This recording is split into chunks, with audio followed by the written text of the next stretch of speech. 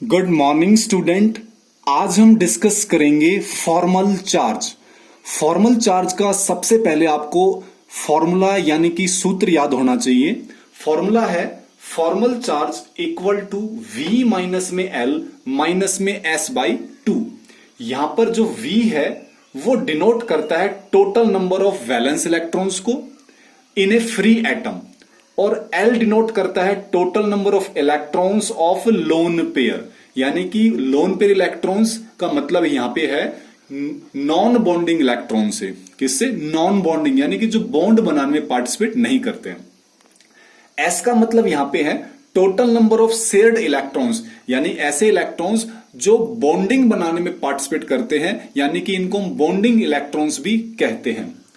Formal charge निकालने के लिए हम कुछ क्वेश्चन को डिस्कस करेंगे। पहला क्वेश्चन आपके पास है कि आपके पास एक O3 मॉलिक्यूल दिया हुआ है। इस O3 मॉलिक्यूल में आपने हर एक ऑक्सीजन एटम का फॉर्मल चार्ज निकालना है। अच्छा, फॉर्मल चार्ज निकालने से पहले आपको लेवी स्ट्रक्चर पता होना चाहिए कि हमें लेवी स्ट्रक्चर कैसे ड्रॉ करना है। तो सबसे पहले हम O3 मॉलिक्यूल का लेवी स्ट्रक्चर ड्रॉ करके दिखाते हैं। तो आपको पता है कि ऑक्सीजन में इसकी वैलेंस इलेक्ट्रॉन 6 होते हैं, क्योंकि कॉन्फ़िगरेशन इसका 2 6 है, तो हर एक ऑक्सीजन का 2 6 होगा। हम क्या करते हैं कि पहले तीनों ऑक्सीजन को अलग अलग लिख लेते हैं, थोड़ा सा गैप रख के, और फिर इनके वैलेंस इलेक्ट्रॉन को हम इनमें दिखाते हैं। जैसे 6 इलेक्ट्रॉन्स इनके पास वैलेंस इलेक्ट्रॉन, तो 1 2 3 4 5 6। सेम यहां पे 1 2 3 4 5 6। सेम यहां पे 1 2 3 4 5 6। आपने इलेक्ट्रॉन्स को इस तरह से दर्शाना है कि हर एक एटम का ऑक्टेट कंप्लीट नजर आए। जैसे आप इसको देखो ऑक्सीजन के, तो इसके 8 इलेक्ट्रॉन यहां पे कंप्लीट नजर आ रहे हैं, 2 यहां से लेगा। जब ये इस ऑक्सीजन के पास 6 पहले से थे, 2 यहां से लेगा, तो इसके भी ऑक्टेट आपको कंप्लीट नजर आ रहा है। जहां पे ऑक्टेट होगा तो वहां पे ऑक्टेट, जहां पे डुप्लेट होगा वहां पे डुप्लेट की बात करेंगे। इस ऑक्सीजन की बात करें तो 6 इलेक्ट्रॉन यहां पे और 2 इससे मांगेगा ये, तो यहां पे भी कितने हो जाएंगे?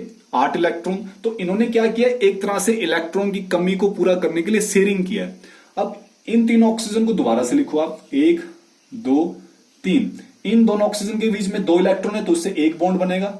अच्छा, कौन सा बॉन्ड बनेगा? ये डैटिव बॉन्ड। क्यों?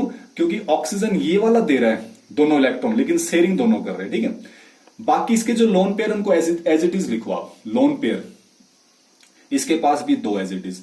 अब इन दोनों के बीच में एक पेयर और दूसरा पेयर, तो इनसे 2 बॉन्ड बन जाएंगे आपके पास। बाकी lone pair as it is. इस ऑक्सीजन को आप फर्स्ट मानो, इस ऑक्सीजन को आप सेकंड मान लो, इस ऑक्सीजन को आप थर्ड मान लो। अब बारी बारी से आपने तीनों ऑक्सीजन पर क्या निकालना है? Formal charge. तो formal charge on oxygen first, formula क्या है इसका? V माइनस में L माइनस में S बाई 2। ठीक है, वैलेंस इलेक्ट्रॉन इसके कितने, हर एक के कितने होंगे वैलेंस इलेक्ट्रॉन? 6। तो यहां पे आएगा 6।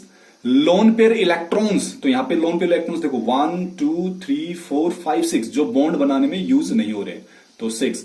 शेयरिंग का मतलब कि ये ऑक्सीजन दूसरे इलेक्ट्रॉन, दूसरे एटम से जो बॉन्ड बना रहा है, वहां पे कितने इलेक्ट्रॉन शेयर हो रहे हैं? तो देखो 1 और 2, तो यहां पे क्या आएगा? 2/2। 2 से 2 कैंसिल हो जाएगा, तो ये कितना आ जाएगा? 6 माइनस में 7, तो -1। इसी तरह से आप क्या करोगे? फॉर्मल चार्ज निकालोगे ऑन ऑक्सीजन सेकंड ऑक्सीजन पर। तो इसका सूत्र भी आप वैसे लिखोगे बिल्कुल, V माइनस में L माइनस में S बाई 2। अच्छा, V कितना आएगा? 6, ये सभी में 6 रहेगा। लोन पेयर कितने, लोन पेयर इलेक्ट्रॉन्स कितने इसके पास? 1 और 2, यहां पे 2 लिख दो। शेयरिंग में देखो 1 2 3 4, और इधर भी 5 6, क्योंकि ऑक्सीजन बीच में इधर भी बॉन्ड बना रहा है, इधर भी बना रहा है, तो टोटल कितने हो गए? 6 डिवाइड बाई 2, 3 पे कैंसिल हो जाएगा, तो 6 माइनस 5 आ जाएगा, दैट इज +1। इसी तरह से formal charge on third oxygen, तो इसका फॉर्मूला भी V माइनस में L माइनस में S by 2। V6, lone pair कितने हैं इलेक्ट्रॉन्स? 1 2 3 4। शेयरिंग में देखो ये ऑक्सीजन इसके साथ बॉन्ड बना रहा है, 1 2 3 4 डिवाइडेड बाई 2, 2 से 2 4 कैंसिल कर दो, तो 6 माइनस में 6, दैट इज 0। तो आप ओवरऑल देख रहे हो कि पहले ऑक्सीजन पे -1, दूसरे ऑक्सीजन पे +1 चार्ज, तीसरे पे 0, यानी कि फॉर्मल चार्ज तीसरे पे क्या? 0 है। तो ओवरऑल अगर हम देखें तो -1 और +1 क्या हो जाएगा? कैंसिल, न्यूट्रल हो जाएगा, और 0 तो वैसे भी है ही। तो ओवरऑल इस O3 के ऊपर क्या है? कोई भी चार्ज नहीं आया है, no formal charge on O3 molecule. Clear. Second question के अंदर हमने HSO4 नेगेटिव के अंदर सल्फर का फॉर्मल चार्ज कैलकुलेट करना है, केवल सल्फर का। अच्छा, जब आपके पास लेविस स्ट्रक्चर ड्रॉ करने आए तो सबसे पहले आपने एक सेंट्रल एटम चुनना होता है। सेंट्रल एटम कौन सा होता है? जो लीस्ट इलेक्ट्रोनेगेटिव होता है, या फिर कई बार आपके पास आपको खुद भी दिखाई देगा, जैसे मैं आपको लिख दूं बस CO2, तो CO2 में सेंट्रल एटम क्या है? कार्बन, क्योंकि लीस्ट इलेक्ट्रोनेगेटिव है। और नहीं तो ऐसे देखो, कार्बन अकेला है, बाकी ज्यादा है, जो अकेला उसको बीच में लिख लो, बाकी को साइड में लिख लो, ठीक है नहीं। तो HSO4 में भी मैं क्या करूंगा, सल्फर को मैं बीच में लिख रहा हूं, सेंटर में, ये मैंने सेंटर में लिखा। 4 ऑक्सीजन है, इसके चारों तरफ ऑक्सीजन डाल देता हूं ऐसे करके।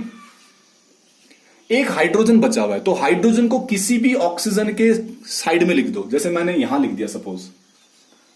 अब क्या करना है, इनके वैलेंस इलेक्ट्रॉन को दिखाना है। तो सल्फर का आपको पता है भी 6 होते हैं वैलेंस इलेक्ट्रॉन, ऑक्सीजन का भी 6 होता है, और हाइड्रोजन का कितना होता है? 1। तो हाइड्रोजन का मैं यहां पे दिखा रहा हूं 1, ऑक्सीजन का दिखा रहा हूं 1 2 3 4 5 और 6 यहां दिखा देता हूं, ठीक है, इस तरह से। इसी तरह से इस ऑक्सीजन का 1 2 3 4 5 6, इस ऑक्सीजन के लिए भी 1 2 3 4 5 6, इस ऑक्सीजन के लिए भी 1 2 3 4 5 6।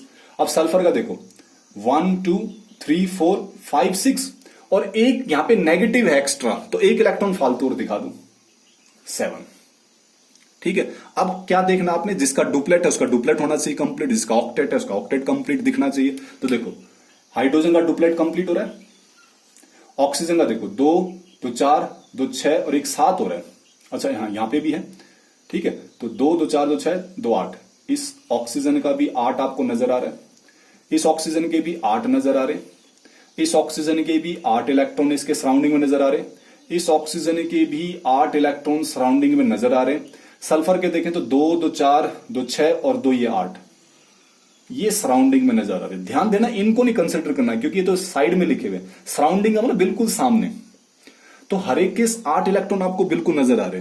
तो आप इसको दोबारा से लिखो, H, इन दोनों के बीच में एक बॉन्ड बनेगा, ऑक्सीजन के बाकी lone pair as it is, इस और इस सल्फर के बीच में एक बॉन्ड बनेगा, इस सल्फर और इस ऑक्सीजन के बीच में भी एक बॉन्ड बनेगा, इस ऑक्सीजन के lone pair as it is, इस सल्फर और इस ऑक्सीजन के बीच में भी 2 इलेक्ट्रॉन है तो एक बॉन्ड बनेगा, बाकी ऑक्सीजन के lone pair as it is, इस सल्फर और इस ऑक्सीजन के बीच में भी 2 इलेक्ट्रॉन है तो एक बॉन्ड बनेगा, बाकी ऑक्सीजन के lone pair as it is, ठीक है। अब आपको तो किसका निकालना है, सल्फर का निकालना है, ठीक है। और वैसे भी देखो सल्फर का यहाँ पे ऑक्टेट कंप्लीट नजर आ रहा है, देखो 2 इलेक्ट्रॉन 2 2 4 2 6 2 8, है नहीं। अब सल्फर का निकालना आपको क्या, फॉर्मल चार्ज। तो फॉर्मल चार्ज यहां पे लिख देता हूं मैं, फॉर्मल चार्ज ऑन सल्फर। तो फॉर्मूला क्या रहेगा, V माइनस में L माइनस में S/2, ठीक है। तो V कितना है, वैलेंस इलेक्ट्रॉन कितने इसके 6। अच्छा, लोन पेयर है क्या इसके पास, कोई इलेक्ट्रॉन नहीं है तो 0। शेयरिंग पेयरिंग देखो 2 2 4 2 6 2 8, तो 8 डिवाइडेड बाई 2, 4 पे कैंसिल हो जाएगा, तो 6 माइनस का 4, तो इसका +2 फॉर्मल चार्ज आएगा, किसका, सल्फर का। इसी तरह से हम कार्बोनेट आयन यानी कि CO3 ट्वाइस नेगेटिव का भी हम फॉर्मल चार्ज निकालना है। इसमें हर एक एटम्स का निकालना आपको, हर एक एटम्स का। तो सबसे पहले इसका हम लेविस स्ट्रक्चर ड्रॉ करेंगे। तो कार्बन को हम सेंट्रल एटम मानेंगे, बाकी 3 ऑक्सीजन को सराउंडिंग में लिख देंगे। कार्बन को आपको पता है भी 2 और 4 यानी कि 4 वैलेंस इलेक्ट्रॉन, ऑक्सीजन का तो आपको पता ही लग गया होगा 6 वैलेंस इलेक्ट्रॉन है, ठीक है।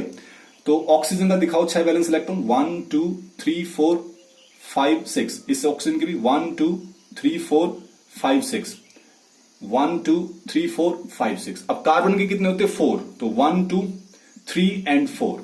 अब यहां पे कार्बन के ऊपर 2, क्योंकि कार्बन सेंट्रल एटम है तो इसके ऊपर 2 नेगेटिव है, यानी कि 2 इलेक्ट्रॉन फालतू है, तो 1 इलेक्ट्रॉन यहां दिखा दो, 1 इलेक्ट्रॉन यहां दिखा दो, ठीक है नहीं, टोटल 2 इलेक्ट्रॉन बढ़ाने पड़ेंगे हमें।